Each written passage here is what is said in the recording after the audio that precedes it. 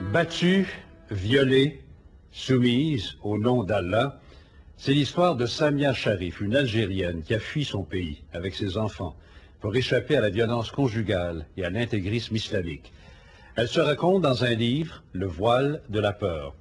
Samia Sharif, qui vit sous ce nom d'emprunt par crainte de représailles, a trouvé refuge au Québec il y a un peu plus de 4 ans. José Dupuis et France Desjourdis l'ont rencontré, vous allez voir le reportage, qui sera suivi d'un entretien que Dominique Poirier a eu avec la députée québécoise, elle-même musulmane, Fatima Ouda Pepin.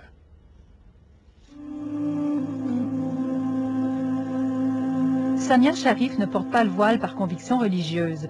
Si elle cache son visage aujourd'hui, c'est uniquement pour protéger son identité durant cette entrevue. Samia craint son ex-mari, ses parents, ses frères restés en Algérie.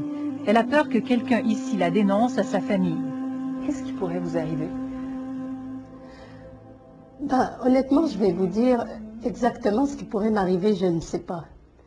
Parce qu'on m'a tellement fait peur, on m'a tellement dit des horreurs durant toute ma vie que si on t'attrape, on t'égorge, si on t'attrape, on te coupera la tête, si on t'attrape, on va te coudre la bouche avec du fil de fer, comme on fait aux grandes gueules.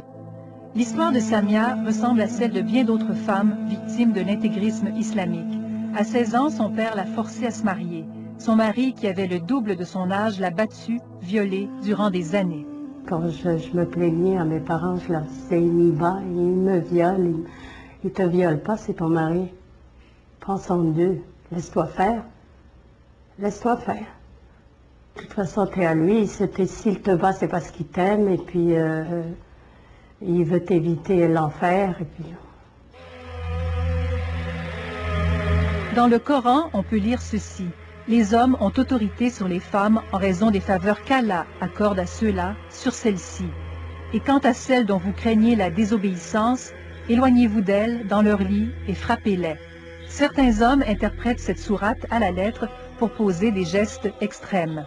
Une femme, pour un intégriste, c'est celle qui va le servir.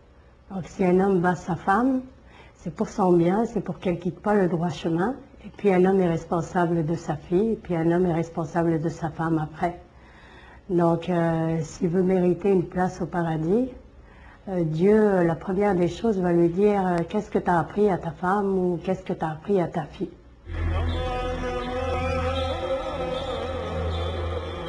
Samia, qui venait déjà d'une famille musulmane ultra-conservatrice, a vécu la montée fulgurante de l'intégrisme en Algérie durant les années 90. Je ne pense pas que je suis la seule à souffrir ou la seule qui souffre à ce point. Je pense qu'il y a des femmes qui souffrent jusqu'à la mort. Ma mère me disait que pour être une bonne musulmane et pour mériter une place au paradis, une femme a 3 endroits sacrés. C'est la maison de ses parents, la maison de son mari et sa tombe. Mais un jour, Samia réussit l'impensable. Elle fuit l'Algérie avec ses 5 enfants. Ce qui m'a décidé, c'est mes filles. Je ne voulais pas que mes filles subissent ce que moi j'ai subi. Moi, j'avais peur de mourir et de laisser mes filles là-bas. Ces filles, Nora et Mélissa, qui portent aussi le voile pour protéger leur identité, ne se font pas d'illusions sur ce qui leur serait arrivé si elles étaient restées là-bas. Un suicide. Un suicide ou un mariage forcé ou... On sait pas. Non, je sais pas. On aurait très mal fini. Et je trouve ça affreux, cet abus de pouvoir de la part des hommes. Et comment on peut se permettre de voler des vies comme ça. Et je trouve ça vraiment injuste. Toute cette violence subie, sa fuite vers la France, puis son arrivée au Québec avec de faux passeports et 200 $ en poche, Samia le raconte dans un livre, Le voile de la peur, ce voile qu'on l'a obligée à porter en Algérie. Avec ce livre, je voulais dénoncer à quel point une femme peut souffrir. Je voulais dénoncer ce que mes parents m'ont fait endurer durant toute ma vie. Et je voulais faire prendre conscience aux gens d'ici, aux femmes surtout, de la chance qu'elles ont de ne jamais connaître ça. Ce livre, c'est aussi une promesse qu'elle avait faite à ses filles. C'est vrai que le livre, c'était une promesse pour nous, mais c'est aussi une promesse pour toutes ces autres femmes qui sont en train de souffrir de l'autre côté. C'est important que le monde comprenne ce qui se passe de l'autre côté et prenne conscience pour plus que ça se passe. Parce que plus on en parle, plus les gens écoutent et plus les gens réagissent, exactement. Il faut que ça se